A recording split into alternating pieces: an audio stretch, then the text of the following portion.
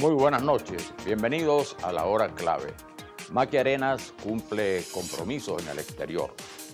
El 21 de octubre de 1952 fue asesinado Leonardo Ruiz Pineda, quien ejercía la Secretaría General de Acción Democrática en la Resistencia contra la Junta de Gobierno que presidía Germán Suárez Flamerich, con el apoyo de los militares golpistas que habían derrocado a Rómulo Gallegos el 24 de noviembre de 1948.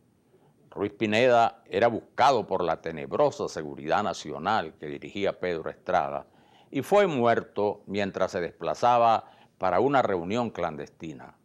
Su auto fue seguido por los agentes policiales Daniel Augusto Colmenares y Francisco Ramón Matute. Ruiz Pineda, en ese momento, desarrollaba una intensa actividad en la organización de los cuadros directivos para una asamblea constituyente el 30 de noviembre de ese año. El auto, donde era acompañado además por los militantes David Morales Bello, Segundo Espinosa y Leoncio Dorta, fue perseguido por varias urbanizaciones y calles de la ciudad hasta ser interceptado en la avenida principal de San Agustín, donde se produjo el tiroteo que cegó su vida. Leonardo comenzó su vida política en bachillerato, en el tercer año, cuando el director del liceo quiso colocar en el salón de clases la foto del presidente del estado Táchira que acababan de nombrar.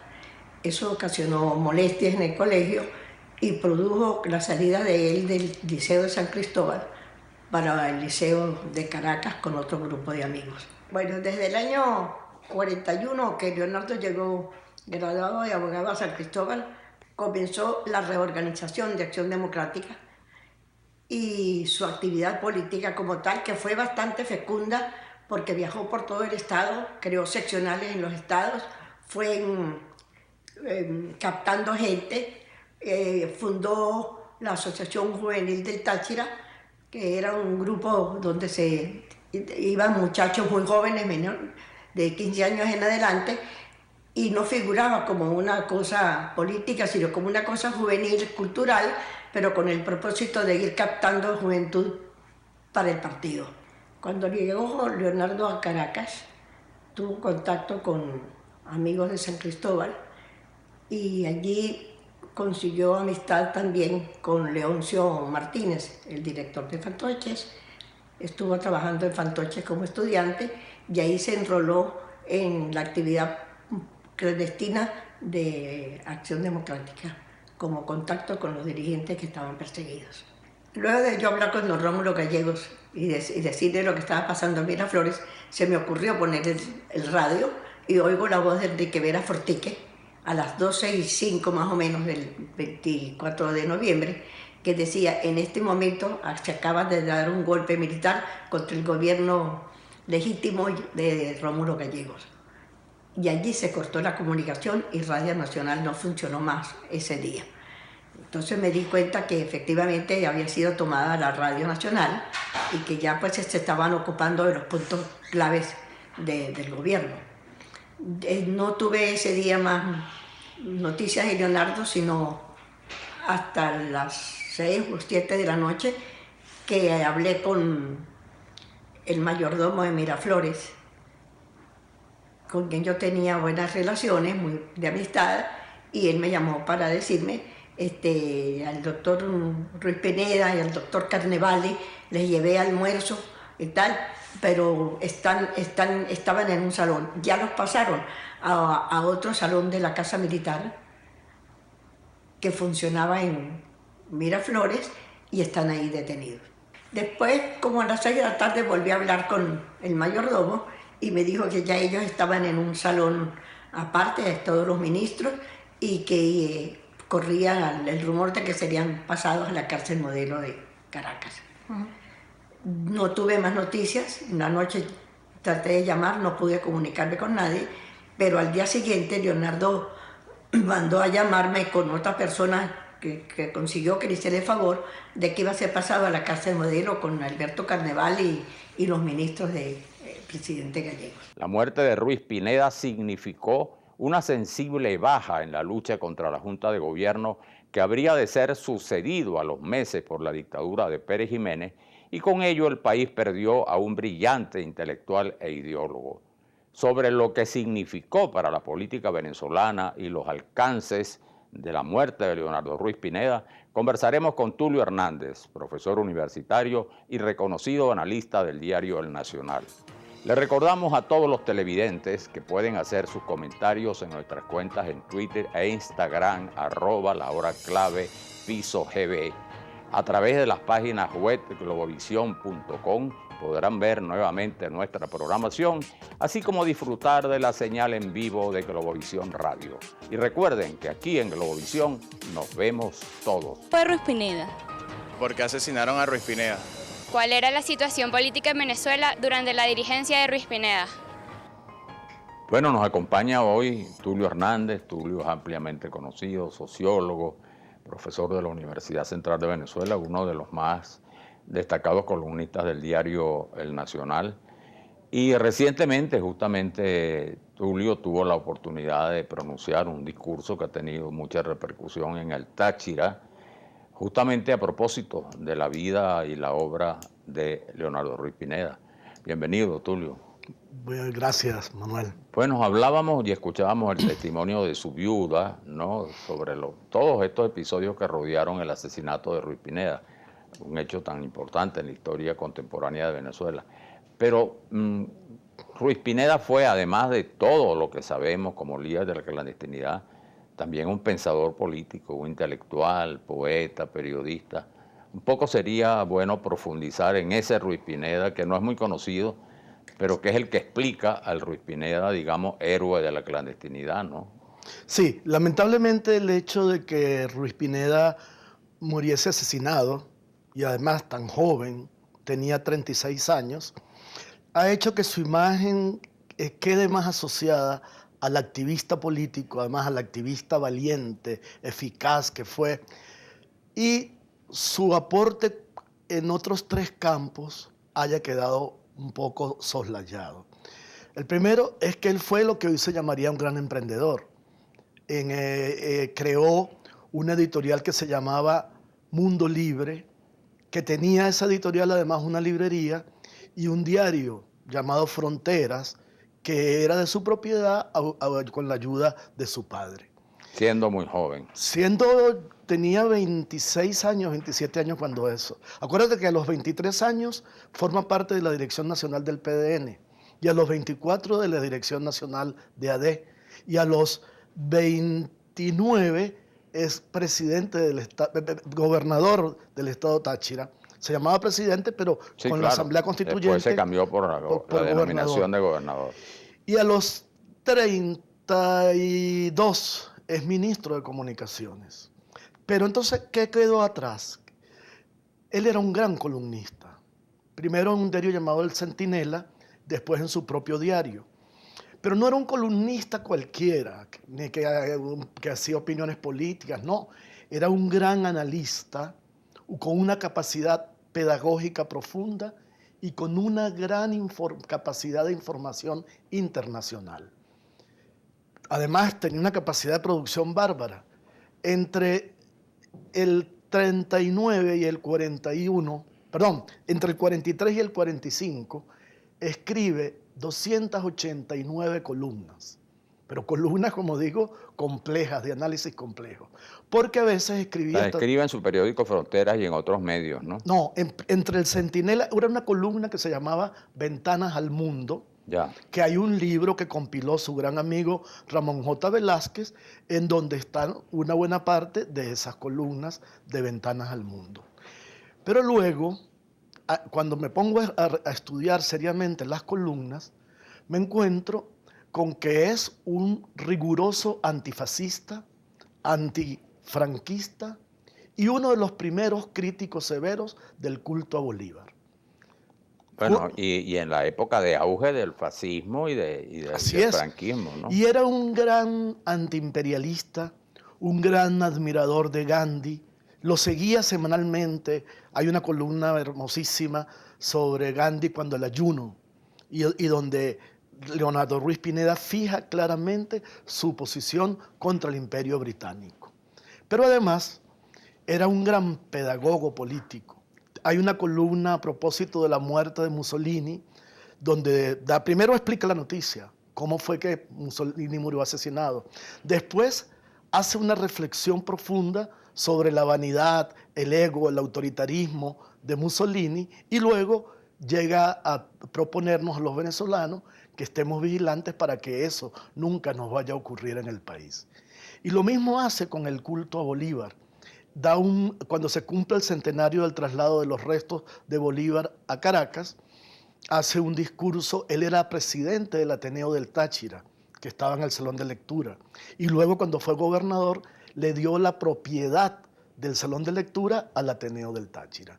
Y hace una reflexión en un discurso que todavía lo recuerdan los mayores, donde usa una frase que no se me ha olvidado. Dice: los poderosos en Venezuela le pusieron al Libertador un chaleco de bronce para alejarlo del ciudadano común, del hombre de la calle. Y comienza a demostrar en un momento en que está gobernando López Contreras, que precisamente es el que oficializa el culto a Bolívar. Sí, lo reactualiza, ¿no? Sí, a través de una ley. Bueno, y además tiene un movimiento político que se llamaba Cívica Bolivariana. Pues él hace esa reflexión encendida sobre por qué utilizar a Bolívar, endiosarlo, ponerlo en un pedestal distante, es una forma de los militares, del militarismo, de seguir opacando la libertad, los derechos. Entonces, y en ese momento él se vincula, bueno, ya desde joven mucho con Ramón J. Velázquez, ¿no? Que se identifican mucho incluso en su vocación como periodistas, como escritores. Ellos eran grandes amigos, porque además estudiaron juntos en el Liceo Simón Bolívar. Y además, el padre Ramón J. fue profesor de los dos en ese liceo. Se vienen junto a Caracas. Yo tuve la suerte de tener una gran cercanía en los últimos años con el doctor Velázquez, y puedo decir que el momento en que yo lo veía más feliz, que le brillaban los ojos, era cuando hablaba de Leonardo. Porque eran amigos íntimos, además, de la misma edad. Hasta la muerte, prácticamente, ¿no? En esos días de la muerte. Así es. Acababan de trabajar en el libro negro de la dictadura, justamente. Que es otra proeza de Leonardo. Eran Leonardo, Ramón J. Velázquez, Simón Alberto Consalvi, José Agustín Catalá. Y escriben el libro detallando uno a uno los crímenes, las persecuciones, los carcelazos, las torturas del gobierno de Pérez Jiménez, que recién estaba empezando a convertirse de verdad en una dictadura férrea. Y lo interesante es, hay una anécdota, que ese libro lo imprimen en los talleres de Catalá, con las ventanas y las puertas abiertas todas las noches.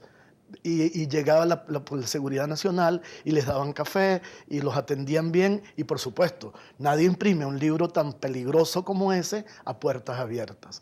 Y le ponen como colofón: este libro ha sido impreso en los talleres Centauro, creo que se llamaban, de la calle Michoacán número tal de Ciudad de México.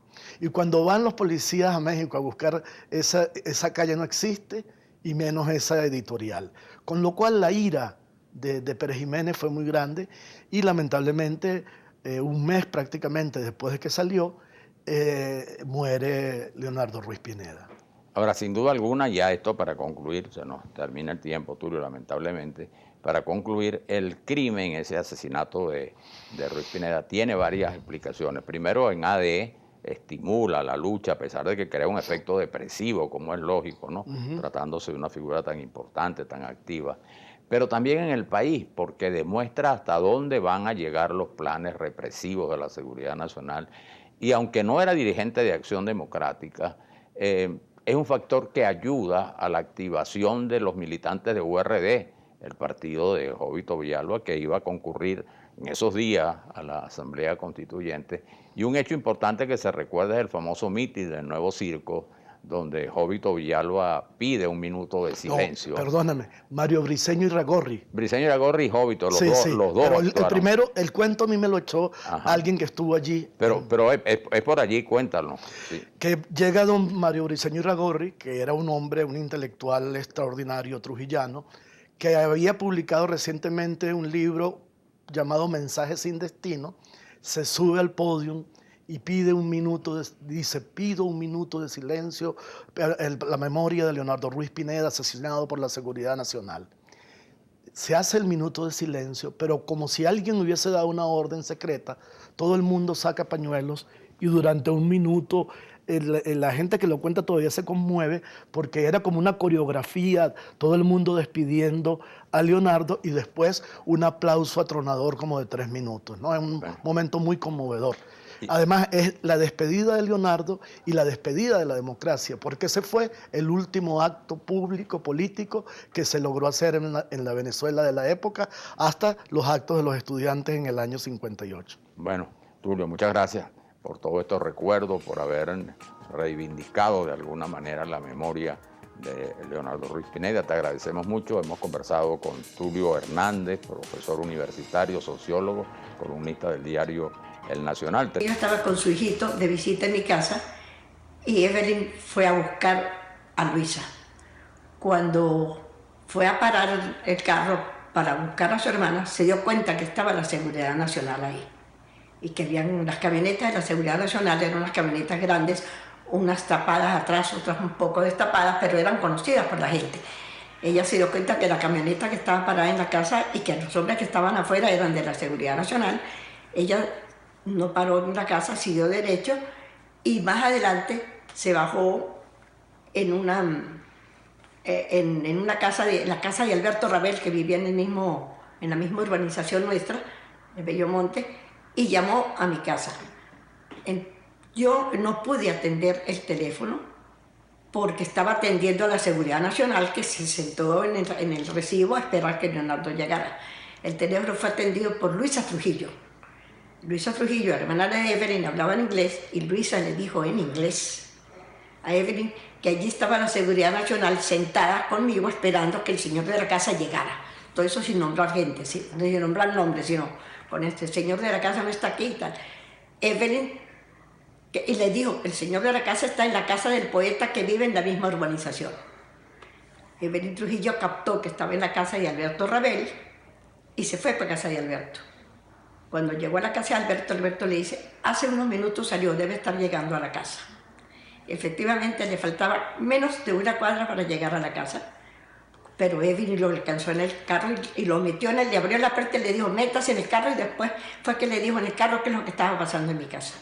Para mi parto de Natacha yo fui acompañada de la Seguridad Nacional, que ya tenía como 15 días instalada en la puerta de mi casa, esperando que él llegara o que sucediera algún indicio para poder echarle mano. El asesinato de Leonardo Ruiz Pineda fue un duro golpe para la clandestinidad, pero también produjo una gran conmoción en el país, porque puso en evidencia la ferocidad de la dictadura y de la terrible seguridad nacional. El país estaba al final de la campaña electoral para la Asamblea Constituyente, convocada por el perejimenismo, en la que participaba URD y COPEI como partidos democráticos y el FEI, Frente Electoral Independiente, un partido creado por el gobierno con funcionarios públicos. Pero, como ha dicho nuestro invitado Tulio Hernández, Ruiz Pineda no solo fue un político que recuerda la historia, sino también un destacado escritor, periodista y pensador venezolano. Esa es la clave. Buenas noches.